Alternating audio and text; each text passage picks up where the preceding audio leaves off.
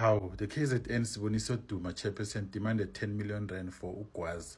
And Paul O'Sullivan has shown the Parliament ad hoc committee the middle finger Gutiana. He will never appear in person. 11 January 2026. Let's hear what does the newspapers say today, okay?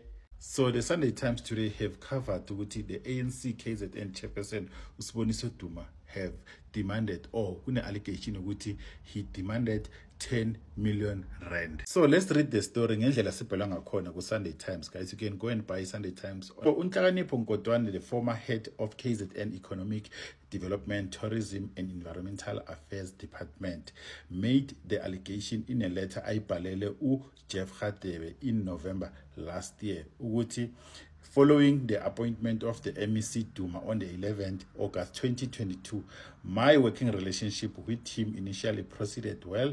However, around October 2022, the MEC instructed that an amount of 10 million rand should be allocated to them as ANC staff for Christmas. So, Uti, I refused to carry out the instructions considering it both unlawful and irregular. So this statement was said by Nkotwana encwadini yakhe.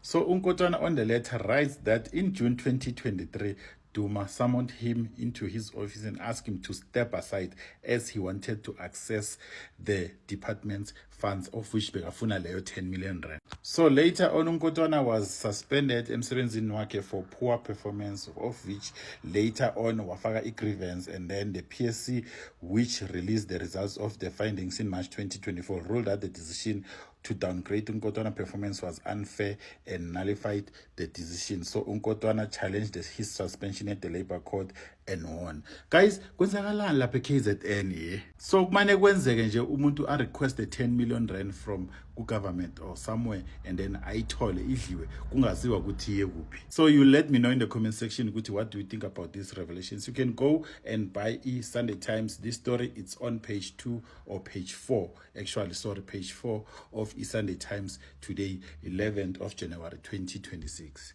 And then a week ago, a Parliament ad hoc committee had a meeting with there's some individuals that they need to appear in the ad hoc committee. And then Paul O'Sullivan said that he can't appear in the ad hoc committee because he's not here in South Africa, he's in London. So Paul O'Sullivan now he's showing the Parliament the middle finger with he will never appear in person. If ever Parliament wants him in person, then there's no show.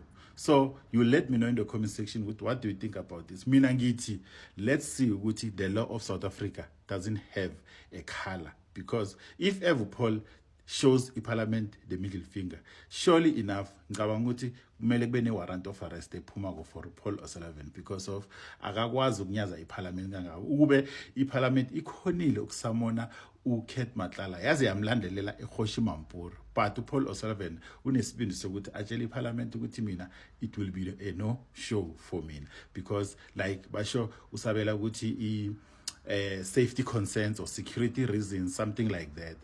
So allegations ka Paul O'Sullivan ye security concern uthi abantu abafuna ukum-analyze babantu ozinchomi zakamkhwanazi, and as well as futhi nenchomi the MKP. Can you believe that, guys? So in Parliament they wanted him in person rather than with bam interview online or via Teams or via Zoom. So Paul Uti, if ever they don't want me online, then it's a no show.